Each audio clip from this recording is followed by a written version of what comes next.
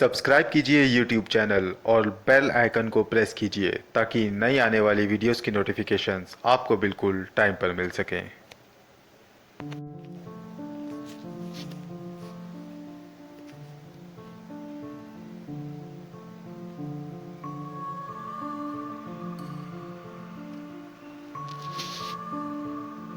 अनवर अली वापस अपने घर आ गए। वो बस उमर जहां को सब कुछ जल्दी बता देना चाहते थे। रात के खाने के बाद अनवर अली ने थोड़ी सैर की और फिर अपने बिस्तर पर जाकर लेट गए। की तरह उमर जहां अनवर अली के लिए गिलास भरकर दूध लाई और अनवर अली की ओर गिलास बढ़ाते हुए बोली, लीजिए दूध पी लीजिए। अनवर अली ने गिलास को थामा और मेज पर रखते हुए कहा, उमर जहां मुझे तुमसे एक बात कहनी है। जी बाबा बताएं, उमर जहां ने कहा। तो अनवर अली ने नवाब नसीरुद्दीन के बेटे जहीरुद्दीन की सारी दास्तान बयान कर दी। उनकी दास्तान सुनकर उमर जहां बोली, वाकई बहुत दुख हो रहा होगा नवाब साहब को, लेकिन क्या करें, इस दुनिया में ऐसे भी शैतान मौजूद हैं जो इंसानों को सताकर बहुत लुत्फ उठाया करते हैं। इन्हें मुझे इन शैतानों के बारे में बताया था। ये वाकई इंसानों के लिए बहुत घातक होते हैं। इस पर अनवर अली ने कहा, हाँ, इसीलिए मैं तुमसे एक मदद चाहता हूँ। उमर जहां ने कहा, हुक्म करें, मैं आपके लिए क्या कर सकती हूँ। अनवर अली ने कहा, मैं चाहता हूँ कि तुम बस ये पता लगा लो कि नवाब साहब के बेटे कहाँ हैं, वो जिंदा भी हैं या नहीं। अगर जिंदा हैं तो वो कहाँ पर हैं, इस वक्त वो कहाँ मौजूद हैं और किस हालत में हैं। तुम सिर्फ पता करना और अगर हो सके तो उन्हें उनकी मुसीबत से निकाल लाना। लेकिन अगर इसमें खतरा हो तो तुम वापस आकर सिर्फ हमें उनका पता बता देना। ये सुनकर उमर जहां मुस्कुराई और बोली, आप चिंता न करें, मैं आज रात ही मायापुरी में उनकी तलाश शुरू कर दूंगी। ये कहकर उमर जहां रात होने का इंतजार करने लगी। फिर रात हुई और सभी नींद आगोश में खो गए।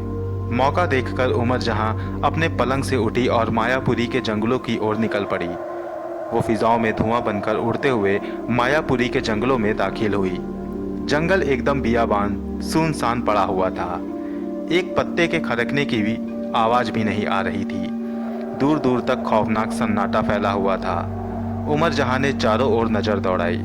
वहां उसे कुछ नहीं मिला, न इंसान, न शैतान, न पक्षी, न जानवर। वो जंगल के कोने कोने तक गई, लेकिन उसे वहां कुछ नहीं मिला। अगर वहां कुछ था तो सिर्फ सन्नाटा और सन्नाटे में बहती हुई हवा, जो उस जंगल को और भी ज्यादा खौफनाक बना रही थी। लेकिन तभी सन्नाटे को चीरती हुई एक हल्की सी आवाज उमर जहां के कानों से टकराई, मुझे बचा लो। ये आवाज सुनते ही उमर जहां इधर उधर देखने लगी।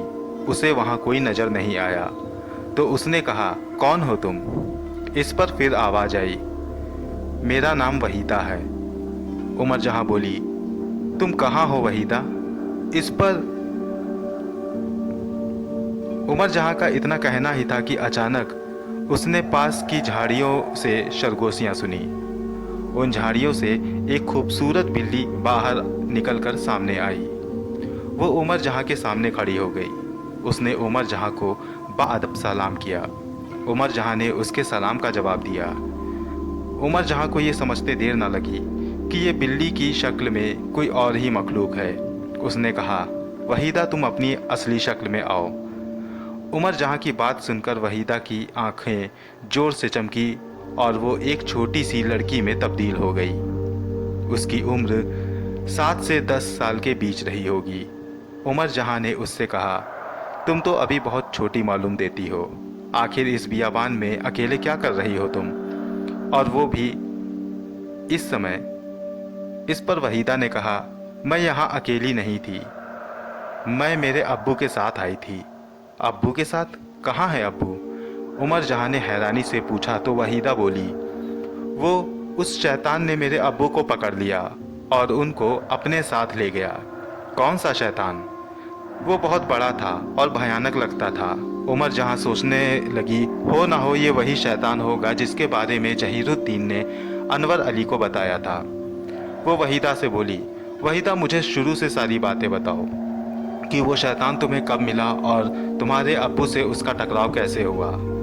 उमर जहाँ के कहने पर वहीदा ने उससे कहना शुरू किया, मैं अपने अब्बू के साथ इंसानी दुनिया में घूमने के लिए आई थी।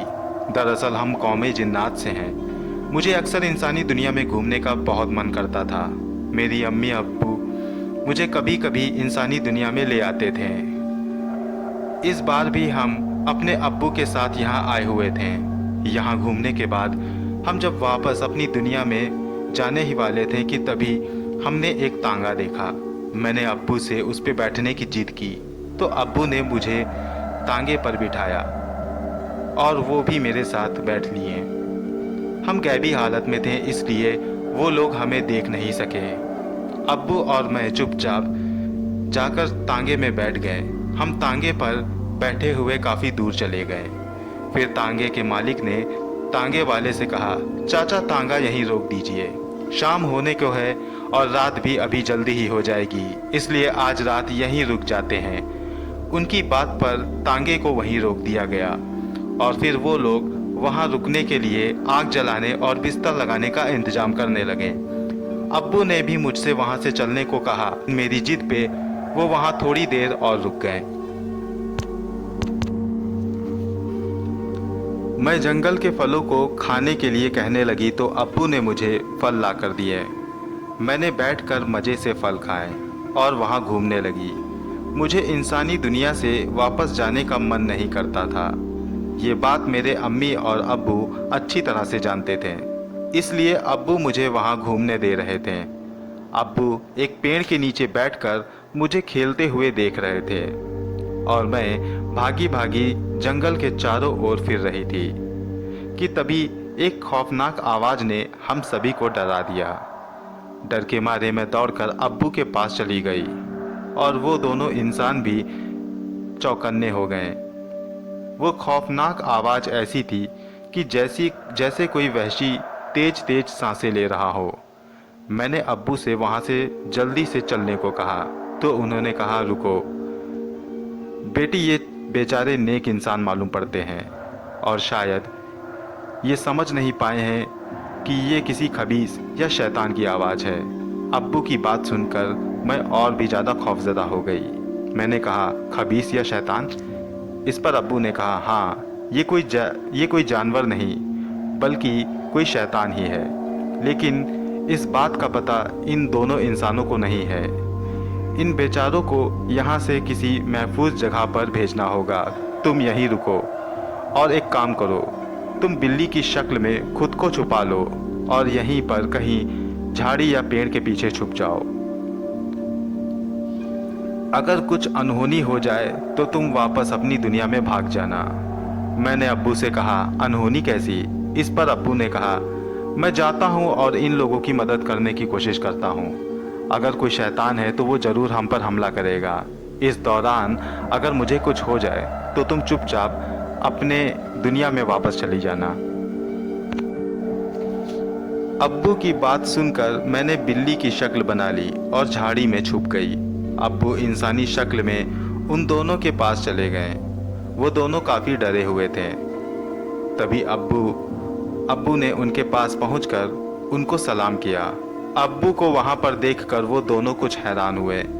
उन्होंने सलाम का जवाब दिया और बोले, जी कहिए, आप कौन? इस पर अब्बू ने कहा, मेरा नाम परवेज है और मैं पास के ही एक गांव में रहता हूं। यहाँ से गुजर रहा था तो आप लोगों को देखा, सोचा आप लोग यहाँ क्यों रुके हैं। इस पर वो बोला, मेरा नाम आफताब है और मैं हकीम अनवर अली जी का बेटा हूँ।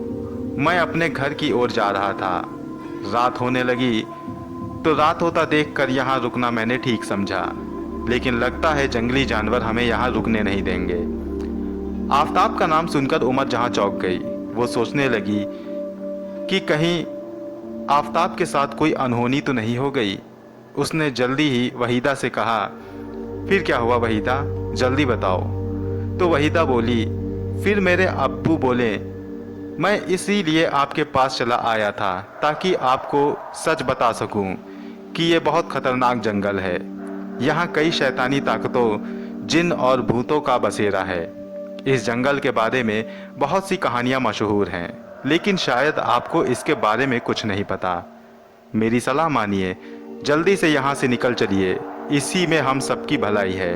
इस पर आफताब जी ने कहा, मैं आपकी बात पर कैसे यकीन कर लूँ? बुरा मत मानिएगा, लेकिन मैं आपसे पहली बार मिला हूँ, इसलिए मैं ये कहना चाहता हूँ कि आपकी बात पर मैं ऐसे कैसे यकीन कर लूँ। उनका इतना कहना ही था कि अचानक उस जगह पर तेज हवाएं चलने लगी और शैतानी हंसी वहाँ गूंजने लगी। वे दोनों डर गए। वो चारों ओर देखने लगे, लेकिन उन्हें वहाँ कुछ दिखाई नहीं दिया। मगर मैंने देखा कि एक काले रंग का धुआं उड़ता हुआ उन लोगों के चारों ओर मंडराने लगा। मेरे अब्बू भी उस धुएं को पहचान चुके थे। वो धुआं गोल गोल घूमता रहा और फिर देखते ही देखते वो एक शैतानी शक्ल में बदल गया और अब वो भयानक शैतान उन लोगों के सामने खड़ा था, जिनको देखकर उन दोनों की चीखें निकल गईं। उस शैतान की हंसी से मेरे तो कान फटे जा रहे थे। उसकी दहशत से उनके दोनों घोड़े भी इधर से उधर बिदकने लगे थे।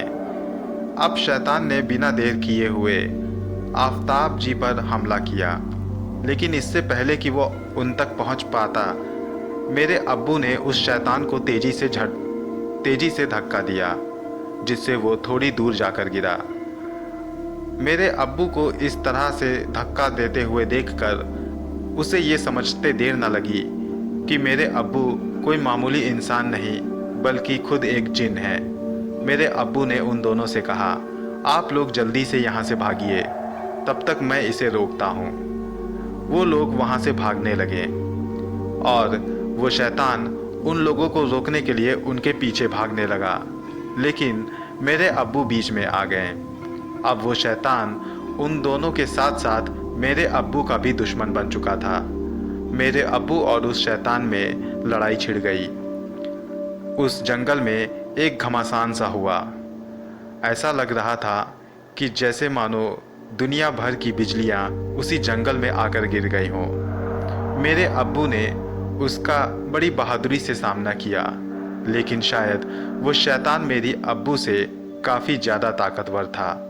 वो मेरे अब्बू पर भारी पड़ने लगा और मेरे अब्बू के साथ साथ वो उन दोनों को भी उस जंगल से निकलने नहीं दे रहा था।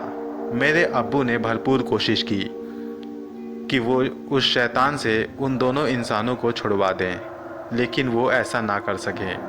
वो शैतान मेरे अब्बू पर भारी पड़ा। मेरी आंखों के सामने देखते ही देखते उसने मेरे अब्बू को धूल चटा दी और मेरे अब्बू बेहोश होकर ज़मीन पर गिर पड़े। अब मैं डर के मारे कांपने लगी। मेरी आंखों के सामने धीरे धीरे अंधेरा सा छाने लगा। इससे पहले मैं अपने होश गंवाती, मैंने ये देखा कि वो शैतान उन दोनों इंसानों को और उनके साथ साथ मेरे अब्बू को भी वहाँ से लेकर कहीं गायब हो गया। और अब मैं इतना डर चुकी थी कि मुझे होश न रहा। जब होश आया तो मैंने खुद ही पाया। मैं खौफ के मारे यहीं बैठी रही। मुझे लगा कि अगर से जाने लगी तो शायद वो शैतान मुझे भी आकर ना पकड़ दे। लेकिन मैंने जब आपको यहाँ देखा तो मुझे एक उम्मीद की किरण महसूस हुई। लेकिन फिर मेरे दिमाग में आया कि कहीं आप भी उस शैतान का भेजा हुआ कोई मोहरा तो नहीं। मैंने इस बात की पुष्टि करने के लिए आपके ऊपर कई कुरानी आयतें पढ़कर फूंकी, लेकिन जब आपके ऊपर उसका कोई उल्टा असर ना हुआ तो मैं समझ गई कि आप कोई नेक इंसान या फिर कोई नेक जिन हैं। इसलिए मैंने आपको आवाज़ दी। दोस्तों, ये कहानी जारी है। इस कहानी का अगला भाग मैं जल्द आपके पास लेकर आऊँगा। कहानी आपको कैसी लग रही है हमें कमेंट बॉक्स में लिखकर ज़रूर बताएं। मिलता हूँ अगली बार इसी कहानी के अगले हिस्से के साथ। तब तक के लिए गुड बाय।